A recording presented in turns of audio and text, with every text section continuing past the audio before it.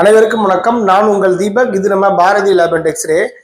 நேற்று ஒரு patient house விசிட்டாக கூப்பிட்டு இருந்தாங்க. பேஷண்ட்டுக்கான கம்ப்ளைண்ட் என்னன்னு பார்த்தீங்கன்னா, பேஷண்ட் வந்து 2 டேஸ் முன்னாடி ஒட்டடை அடிச்சிருக்காங்க. அதில் விழுந்து அந்த தூசுனால ரொம்ப அலர்ஜி மாதிரி ஆகி சளி ஃபீவரிஷ் ஆயிடுச்சு அப்படின்னாங்க. அது மட்டும் பிரச்சனை இல்லைங்க. ஒரு தயிர் சாதம் இந்த மாதிரி ஏதாவது குளிர்ச்சியாக சாப்பிட்டாவே சளி பிடிச்சிக்குது. இது கொஞ்ச நாளாவே இந்த பிரச்சனை இருக்கு அப்படின்னு சொல்லியிருந்தாங்க. மருத்துவரும் அந்த பேஷண்ட்டுக்கு விட்டமின் ப்ரொஃபைல் கொஞ்சம் நிறைய டெஸ்ட் எழுதியிருந்தாங்க.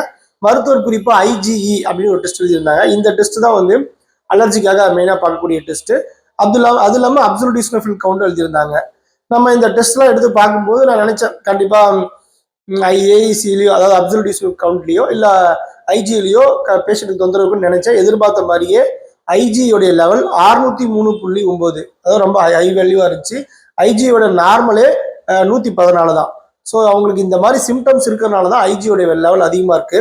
ஸோ உங்களுக்கும் இந்த மாதிரி அலர்ஜி சம்பந்தமான தும்மல், டஸ்ட் அலர்ஜி இந்த மாதிரி பிரச்சனைகள் இருந்தால் உரிய மருத்துவரை பார்த்து இந்த IG மாதிரி அப்சல்யூட் ஈஸ்னோஃபில் கவுண்ட் மாதிரி ஒரு அலர்ஜி சம்பந்தமான டெஸ்ட் பார்த்து உறுதி செஞ்சுக்கிட்டு சிகிச்சை ஆரம்பிச்சிருங்க. நன்றி, வணக்கம்.